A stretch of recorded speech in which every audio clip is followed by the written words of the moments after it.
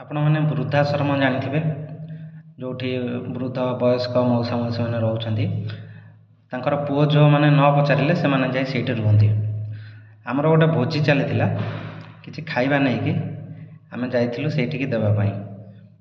ମୁଁ ସେଇଠି ଦେଖିଲି ବାହାରେ ଲେଖା ହେଇଛି ପେଡ୍ ସର୍ଭିସ୍ ଆଭେଲେବଲ୍। ଉତ୍ସୁକତାର ସହ ମୁଁ ତାଙ୍କୁ ପଚାରିଲି କି ଆର ମାନେଟା କ'ଣ, ପେଡ୍ ସର୍ଭିସ୍ ଆଭେଲେବଲ୍ ମାନେ କ'ଣ। ସେମାନେ କହିଲେ କି କିଛି ଲୋକ ଅଛନ୍ତି ଯେଉଁମାନେ ବାହାରେ ରହୁଛନ୍ତି, ତାଙ୍କର ପୁଅ ଝିଅ ଚାକିରି କରୁଛନ୍ତି, ବଟ୍ ସେମାନେ ମନ୍ଥଲି ଆମକୁ ପଇସା ପେମେଣ୍ଟ ଟ୍ରାନ୍ସଫର୍ କରୁଛନ୍ତି ଏଇଠିକୁ। ତାଙ୍କ ବାପା ମାଆ ମାନେ ଏଇଠି ରହୁଛନ୍ତି, ଆମେ ତାଙ୍କ ସେବା କରୁଛୁ। ମୁଁ ଶୁଣିକି କଥାଟା ପୁରା ଆଶ୍ଚର୍ଯ୍ୟ ହେଇଗଲି। ମୁଁ କହିଲି ଯେଉଁ ବାପା ମାଆ ମାନେ ସେ ଛୁଆମାନଙ୍କୁ ବଡ଼ କରି ପାଠ ପଢ଼େଇ ଚାକିରି କରିବା ପାଇଁ ଏତେ ସବୁ ପରିଶ୍ରମ କରିଥିଲେ, ଆଜି ସେ ବାପା ମାଆ ମାନେ ତାଙ୍କର ସେବା ଟିକେ ପାଇପାରୁନାହାନ୍ତି, ଆସି ବୃଦ୍ଧାଶ୍ରମରେ ପଡ଼ିଛନ୍ତି। ବହୁତ ଆଶ୍ଚର୍ଯ୍ୟ ଲାଗିଲା କଥାଟି।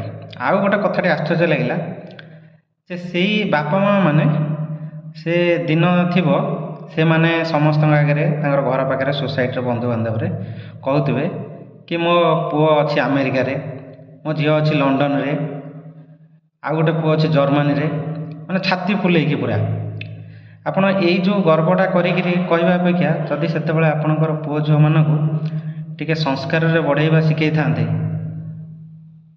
Value of humanity, value of culture, ଏଗୁଡ଼ାକ ଯଦି ଶିଖେଇଥାନ୍ତେ ତାହେଲେ ଆଜି ମେ ବି ଏ ଦୁର୍ଦ୍ଦଶା ଦେଖିବାକୁ ପଡ଼ିନଥାନ୍ତା, ଆପଣଙ୍କୁ ଆସି ଏ ବୃଦ୍ଧାଶ୍ରମରେ ରହିବାକୁ ପଡ଼ିନଥାନ୍ତା।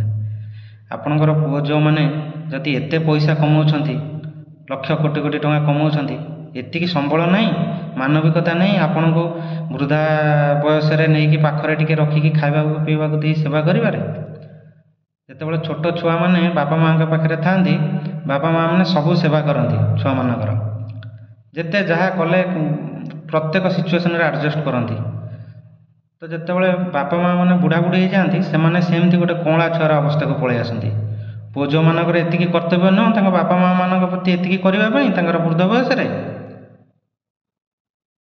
ଏଗୁଡ଼ାକ ମାନେ ମୁଁ ସେଇଦିନ ଆଶ୍ଚର୍ଯ୍ୟ ହେଇଗଲି, ମୋତେ ଲଜ୍ଜା ଲାଗିଲା ଘଟଣାଟା ଦେଖିକି ଯେ ପୁଅ ଛୁଆମାନେ ଝିଅମାନେ ତାଙ୍କର ବାହାରେ ରହୁଛନ୍ତି, ତାଙ୍କୁ ପଇସା ପଠାଉଛନ୍ତି ମାସକୁ ମାସ ଆଶ୍ରମକୁ, ଯେ ସେ ଲୋକମାନେ ତାଙ୍କର ବାପା ମାଆ ମାନଙ୍କର କେୟାର ନେଇପାରିବେ, ସେବା କରିପାରିବେ। ଧିକ ତମ ଜୀବନ ମଣିଷ ପନିଆ।